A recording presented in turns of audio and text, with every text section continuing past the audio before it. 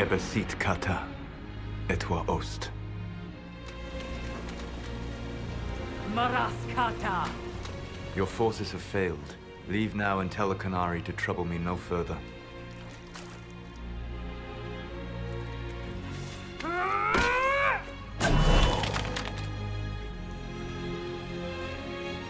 Solas.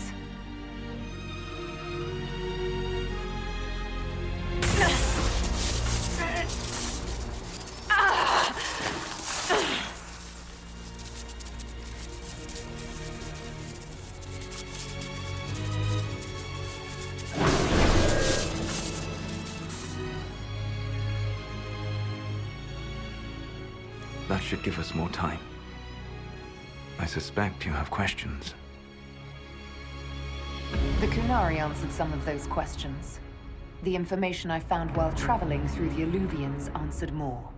You're Fen'Harel. You're the Dreadwolf. Well done. I was Solas first. Fen'Harel came later. An insult I took as a badge of pride.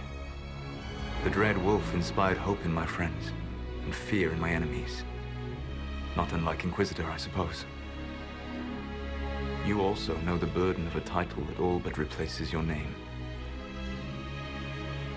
I saw the stories as we traveled through the Alluvians. Are they true? They are closer than the Dalish legends, though still prone to making me into something more than I am. I'm so sorry, Solas. What you've seen, I can't imagine. I sought to set my people free from slavery to would-be gods. I broke the chains of all who wished to join me. The false gods called me Fen'Harel, and when they finally went too far, I formed the Veil and banished them forever. Thus I freed the Elven people, and in so doing, destroyed their world. How did creating the Veil destroy the world? You saw the remains of Via Dethara. The library was intrinsically tied to the Fade, and the Veil destroyed it.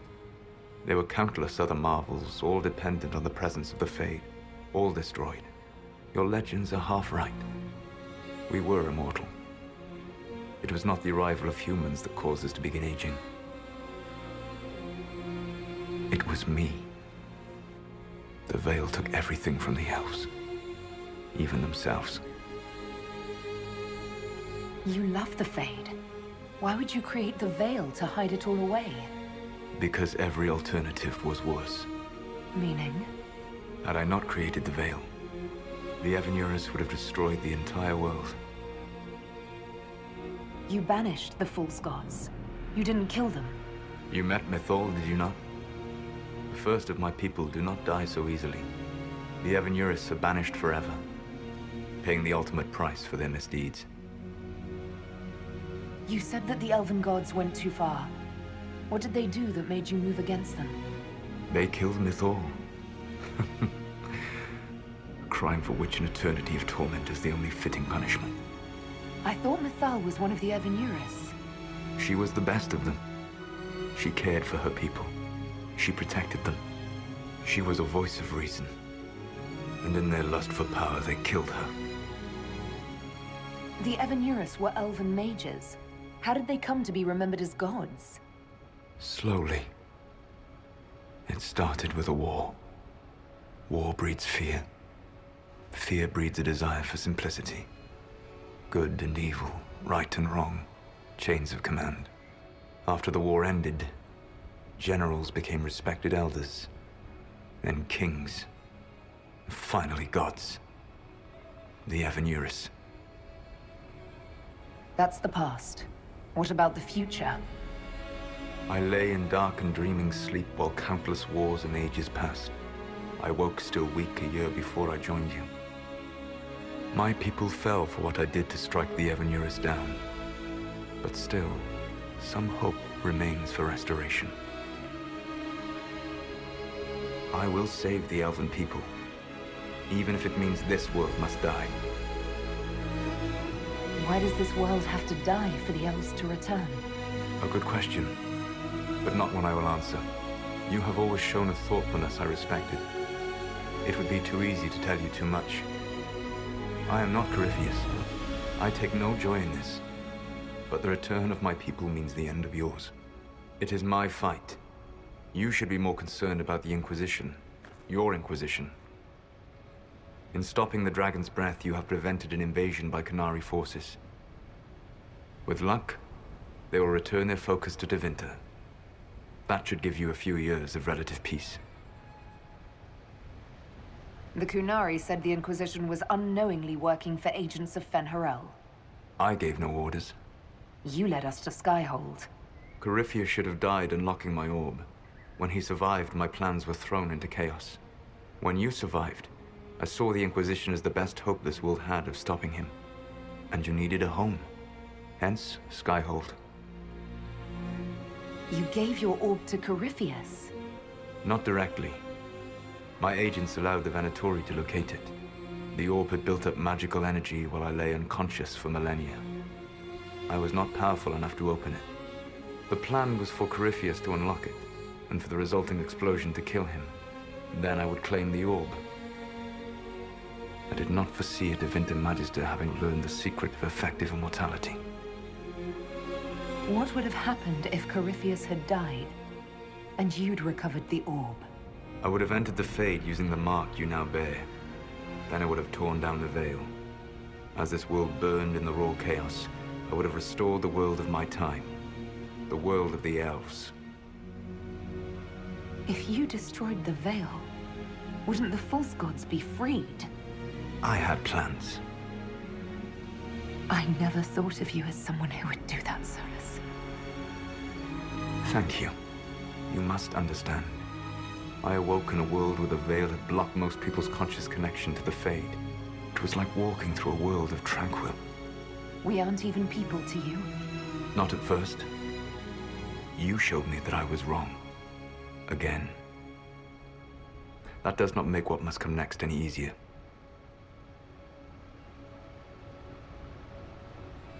Whatever your reasons, we couldn't have defeated Corypheus without you. Your doubts are misplaced. Everything you accomplished, you earned. You control the Illuvians now. Yes. You remember Briala from Halam Sharal? For a time, she controlled part of the labyrinth. One of my agents was supposed to take it from her, but he did not succeed. I had to override the magic personally.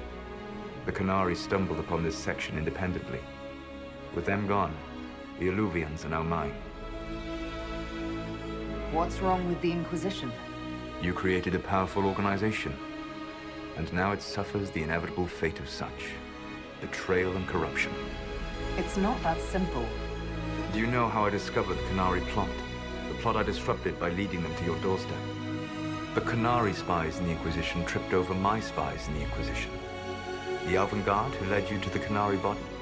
Who intercepted the servant with the Gatlock barrel? Mine. Why bother disrupting the Qunari plot if you're going to destroy the world regardless? You have shown me that there is value in this world, Inquisitor. I take no joy in what I must do. Until that day comes, I would see those recovering from the breach free of the Qun. Why? Because I am not a monster. If they must die, I would rather they die in comfort. In any event, it is done. I guess we owe you for that one too. I hope it gives your people some final peace. There's still the matter of the anchor. It's getting worse. Yes, I'm sorry. And we are almost out of time.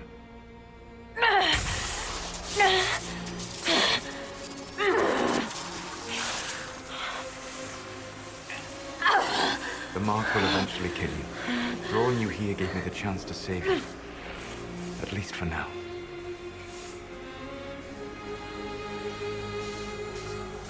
You don't need to destroy this world. I'll prove it to you. I would treasure the chance to be wrong once again, my friend. Take my hand. I'm sorry. Live well, while time remains.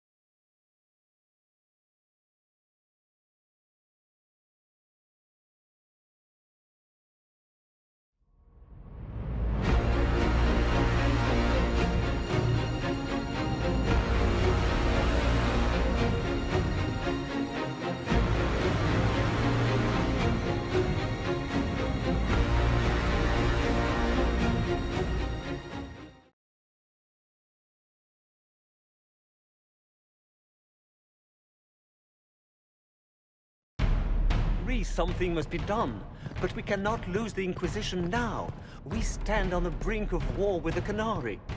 Yes, because this Solas provoked them in the first place. The Inquisition did not cause this threat. We informed the Summit of the danger. The danger posed by Canary spies inside your organization. Without our organization, you would not be alive to complain. No one has forgotten what you have done. But Corypheus is 2 years dead. If the Inquisition is to continue, it must do so as a legitimate organization, not a glorified mercenary band. Inquisitor. You all know what this is? A writ from Divine Justinia authorizing the formation of the Inquisition. We pledge to close the breach, find those responsible, and restore order, with or without anyone's approval. But if the Inquisition now threatens the very stability it helped create, it is clear our time is done. We will not become what we once fought against. We do not have the luxury of corruption and complacency. If this organization has become too large to do its job, there is only one solution.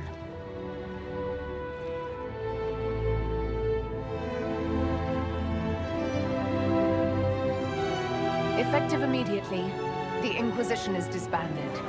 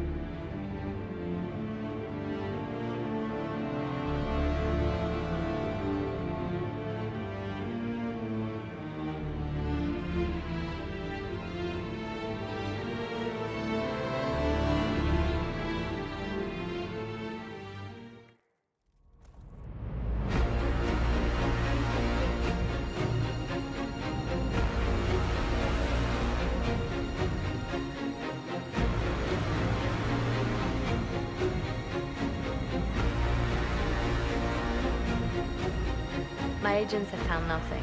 With the Illuvians, he could be anywhere. With the Inquisition officially disbanded, we have no army, no formal alliances. We have what we truly need.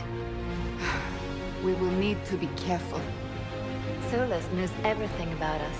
Who we are, how we work, our strengths and weaknesses. Then we find people he doesn't know. We will save our friend from himself. If we can.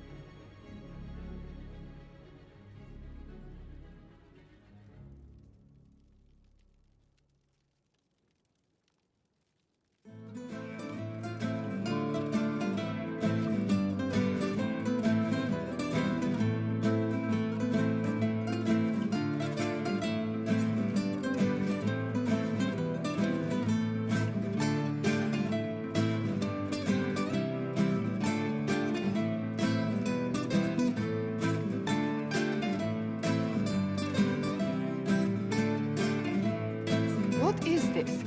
A new book? All this shit is weird. Oh, Varric, that is a terrible title. What are you even thinking?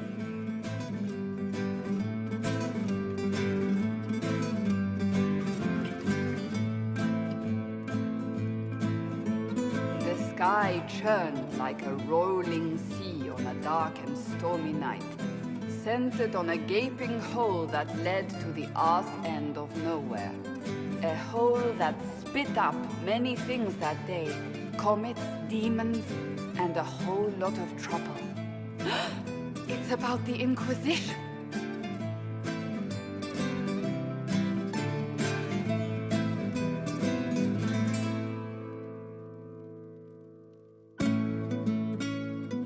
The din of the tavern cut the silence like it owed the carter money.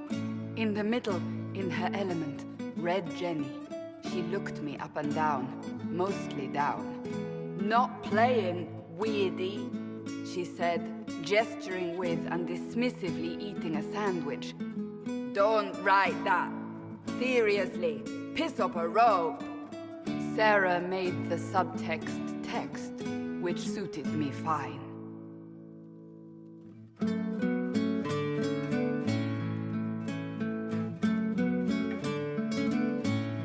The court enchanter swirled into the room like a drop of beautiful poison spreading in a wineglass. She sized me up with a glance. "I'm so glad you made it, my dear," she said. "I am Madame de Fair, the most terrifying person you shall ever meet."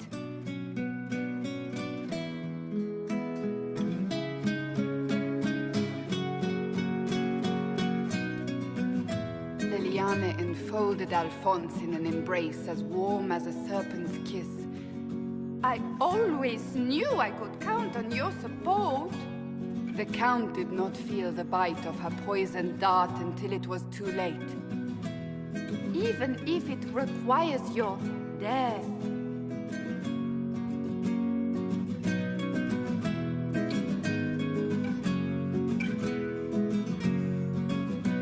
Drops of rain glistened on the griffin medallion grasped tightly in Blackwall's hand. The silverite wings of valor, they mean nothing. He flung the medal to the cold and uncaring ground. You don't know what I've done.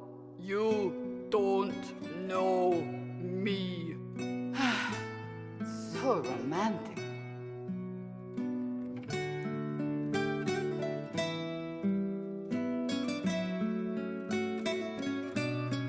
Cole moved like a shadow that also moved like a knife. A shadow wearing a hat where dreams came to die. It's a riddle, he whispered. A cold riddle that gnaws at your mind, but you'll feel better when it's gone. That makes as much sense as anything Cole says.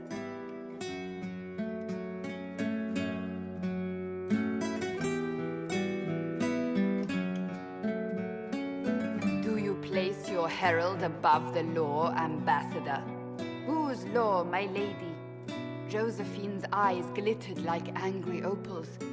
The law destroyed by rebellion, by civil war, by poor fiscal management. We are the law.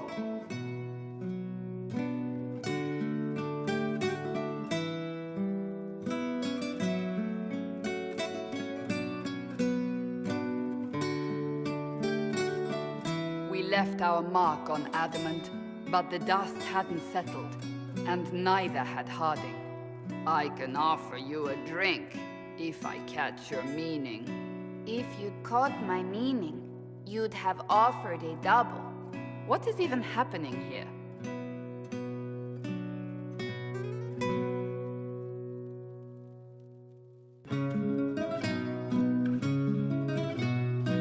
The Iron Bull was a great slab of muscle with horns that could hang a tapestry. One eye scanned for threats, while the other hid behind an eye patch like a chantry sister's old sins. Come on, he barked, not looking back as he entered. The dancer with the great rack comes on in 5. That is spot on, actually.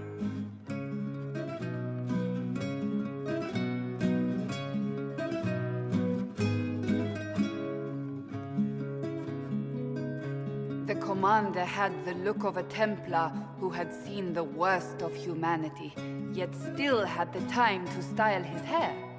This isn't just a war, he said, his gaze steely like a dull blade. It's the only war. Cullen! That's Cullen!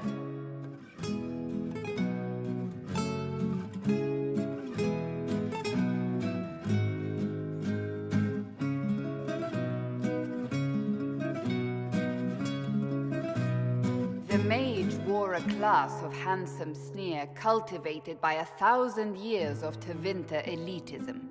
The name's Dorian, he glared. D-O-R-I-A-N. Spell it right, you marble-headed lump, or it's toad time. A toad? That's hardly credible.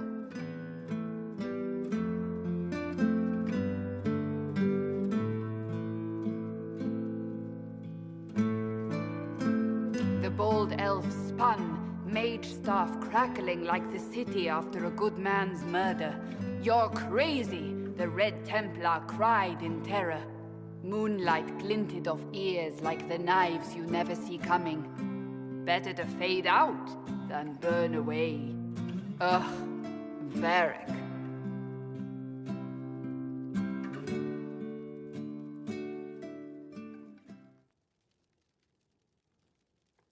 Wait, where am I?